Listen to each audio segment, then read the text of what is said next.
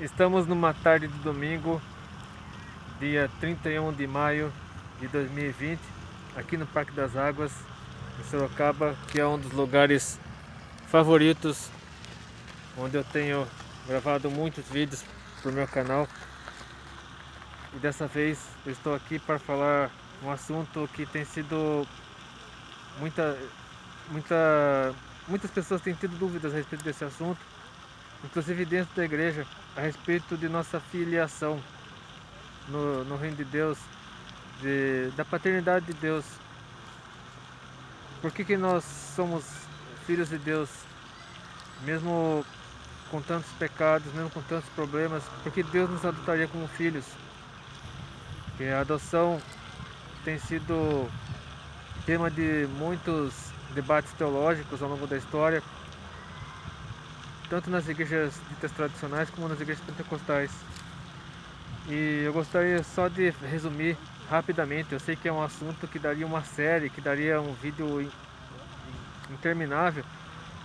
Eu poderia ficar horas debatendo sobre esse assunto, mas eu quero apenas resumir para tentar facilitar a compreensão daqueles que ainda estão começando a se familiarizar com a Bíblia, ou então que têm tido dificuldade para entender algumas doutrinas. E tudo começou, obviamente, quando o diabo se rebelou contra Deus, e ele e um terço dos anjos foram lançados ao abismo. E Deus criou o mundo, Adão e Eva foram enganados pelo diabo disfarçado de serpente, e eles acabaram pecando, foram expulsos do jardim do Éden. Na verdade, desde antes de tudo isso, Deus já vinha planejando esse plano de redenção da humanidade. Deus já previa que o ser humano se corromperia, seria enganado e acabaria pecando, e então ele planejou a vinda de Jesus Cristo para salvar a humanidade, e planejou algo que foi assunto da Escola Bíblica Dominical hoje cedo, na manhã de hoje, que é o mistério, o grande mistério que estava oculto nos tempos do Antigo Testamento e foi revelado no Novo Testamento, que é o surgimento da igreja. O que é a igreja? É um grupo de pessoas tementes a Deus que passam a ser adotadas como filhos de Deus. Ah, mas e o pessoal do Antigo Testamento? Eles, por crerem na promessa do Messias, por crerem na promessa da vida do Messias, na redenção da humanidade, não somente os que faziam parte do povo escolhido, que era o povo de Israel, mas também os demais povos que seguiram a doutrina, que adoraram somente ao Deus único, verdadeiro. Eles creram, de uma certa forma, eles foram abençoados por crer na promessa da vinda do Messias, na redenção da humanidade, e acabaram também fazendo parte da igreja, mesmo antes do surgimento da igreja. E no caso, o surgimento desse povo escolhido, Deus escolheu esse povo para que esse povo, por meio desse povo, toda a humanidade fosse abençoada. Como está lá em Gênesis, capítulo 12, versículos 1 a 3, que é Deus chamando Abrão, que mais tarde seria Abraão. Ora, o Senhor disse a Abrão: sai-te da tua terra e da tua parentela e da casa de teu pai para a terra que eu te mostrarei. E far-te-ei uma grande nação, e abençoar-te-ei, e engrandecerei o teu nome, e tu serás uma bênção. E abençoarei os que te abençoarem, e amaldiçoarei os que te amaldiçoarem, e em ti serão benditas todas as famílias da terra. Então, ao longo da história, né, resumindo rapidamente o relato do Antigo Testamento, o povo de Israel acabou indo para o Egito. No caso, Jacó e seus descendentes foram para o Egito por conta do que tinha acontecido com José, tinha sido vendido por os irmãos como escravo, e acabou sendo usado por Deus para salvar todo o Egito da fome. Aí eles ficaram 430 anos no Egito, acabaram sendo escravizados e tiveram todo contato com a idolatria do Egito, com o panteão de deuses do Egito. E quando Deus mandou Moisés para libertar esse povo, o povo continuou rebelde. Mesmo Deus mandando a lei, com todos os sinais, as 10 pragas, a abertura do Mar Vermelho, o maná e as codornizes, uma série de outros sinais, prodígios, maravilhas, a aparição espetacular de Deus no Monte Sinai, com todo aquele fogo, aquelas coisas lá. Mesmo assim, o povo permaneceu rebelde, acabou trocando o único Deus verdadeiro por um bezerro de ouro. E aí quando já estiveram perto da terra prometida, mesmo com o relato de Josué e Caleb, a maioria acabou se corrompendo, eles acabaram morrendo no deserto durante 40 anos. A travessia, que deveria ser de alguns meses, ou menos, pouco mais de um mês e meio, 2 meses, acabou durando 40 anos por conta da rebeldia do próprio povo. E até o próprio Moisés foi impedido de entrar na terra prometida por ter duvidado do poder de Deus no episódio lá da água. Em vez de falar a rocha, ele acabou ferindo, enfim. Aí chegou Josué. Josué foi escolhido como sucessor de Moisés, entrou com o povo na terra prometida, ocupou a terra, tal. Teve o pecado lá de Acã, que acabou fazendo com que o povo fosse derrotado, mas enfim, o povo acabou conquistando a terra. Só que eles não, muitos dos povos idólatras que estavam em Canaã continuaram lá. E esses povos idólatras esses povos pagãos acabaram corrompendo o povo de Israel em várias ocasiões, repetidamente, a ponto de Deus permitir que esses mesmos povos pagãos oprimissem o povo de Israel. Aí vinham juízes, Deus mandava juízes e libertava o povo, e quando esse juiz morria, o povo se corrompia de novo, vinha outro juiz e ficava nesse ciclo. Até a vinda dos primeiros reis, que foram Saul, que também acabaria se corrompendo, Davi, e que estabeleceu o reino de Israel, enfim, toda aquela história. E o povo de Israel acabou se tornando o povo da aliança, o povo que recebeu a lei, que passou a codificar a lei, e por meio do povo de Israel toda a humanidade deveria ser abençoada, mas o povo de Israel acabou se corrompendo, acabou se acostumando, se moldando aos costumes dos povos pagãos, tanto que o reino acabou sendo dividido com Roboão, neto de Davi. Aí o Roboão ficou com o reino de Judá, e Jeroboão, que entregou a idolatria, ficou com o reino do norte. E, enfim, ao longo de aproximadamente 400, 500 ou 600 anos, não lembro exatamente, acho que 500 anos aproximadamente, o reino de Israel foi se corrompendo cada vez mais, foi se afastando cada vez mais de Deus, até que vieram os assírios, dominaram o reino de Israel, o reino do norte, destruíram tudo, tomaram Samaria. Aí ficou só o reino de Judá. E o reino de Judá também acabou se corrompendo, vinha um rei bom, outro rei mau. Com Josias o povo começou a se voltar a Deus, mas os descendentes de Josias acabaram fazendo com que o povo se corrompia de novo, até que Jerusalém foi destruída pelos babilônicos. E o povo foi levado cativo para a Babilônia, ficou 70 anos na Babilônia, onde estavam lá Ezequiel, Daniel e outros.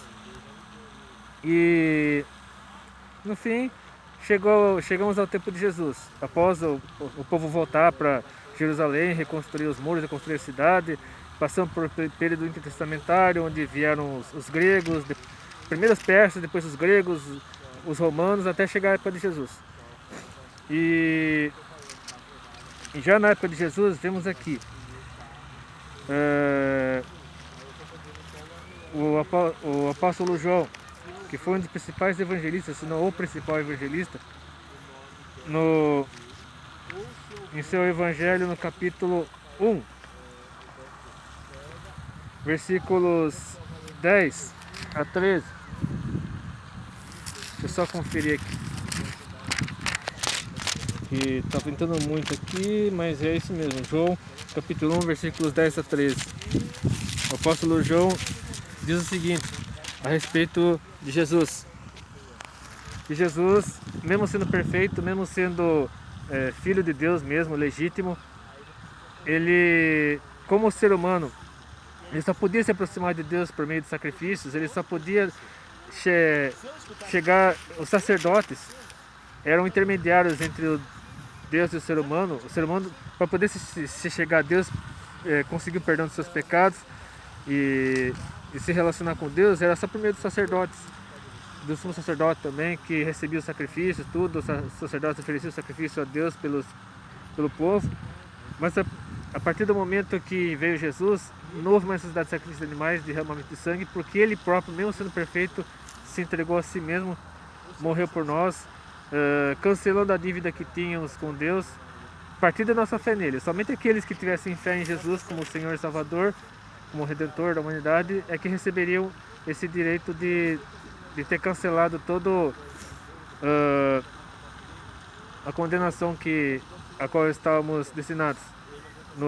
Então no Evangelho de João capítulo 1, versículos 10 a 13, diz o seguinte: estava no mundo, que falando de Jesus. Jesus estava no mundo e o mundo foi feito por ele, e Jesus participou da criação por ser filho de Deus, e o mundo não o conheceu. Veio para o que era seu, os seus não o receberam, mas a todos quantos o receberam, deles o poder de serem feitos filhos de Deus, aos que creem no seu nome, os quais não nasceram do sangue, nem da vontade da carne, nem da vontade do varão, mas de Deus. Então, a igreja, que está, o povo de Deus, que é a igreja, é composta, aí são os filhos de Deus. Os filhos de Deus são aqueles que, por meio da fé em Jesus Cristo, passam a fazer parte do reino de Deus, como povo dele, e se tornam um Israel espiritual, além do Israel material, que a Bíblia fala que um dia todos os judeus, todo o povo de Israel, que ainda não crê que Jesus é o Messias, que Jesus veio como Messias prometido, mas ainda aqueles que ainda não creem nele se arrependerão e se converterão. Mas nós somos o Israel espiritual, a igreja de Cristo espalhada por todo o mundo, aqueles que cremos nele. E outros textos bíblicos falam a respeito desse conceito de filhos de Deus por adoção em Jesus Cristo, por meio da fé em Jesus Cristo. E um deles é o da carta de Paulo aos Romanos, capítulo 8, versículos 14 a 17. São muitos textos bíblicos que falam a respeito desse assunto, e provido não ficar muito longo, quero apenas resumir ao máximo tudo isso para que você possa compreender melhor. E se você não entender essas linguagens, essas traduções que eu estou lendo, você pode ler esses mesmos textos bíblicos que eu deixarei aqui na referência, na descrição do vídeo, numa Bíblia com uma linguagem mais moderna. Então, Romanos capítulo 8, versículos 14 e 17 diz o seguinte: porque todos os que são guiados pelo Espírito de Deus, no caso do Espírito Santo, esses são filhos de Deus. Porque não recebestes o espírito de escravidão para outra vez estar sem temor, mas recebestes o espírito de adoção de filhos, pelo qual clamamos, Abba, Pai.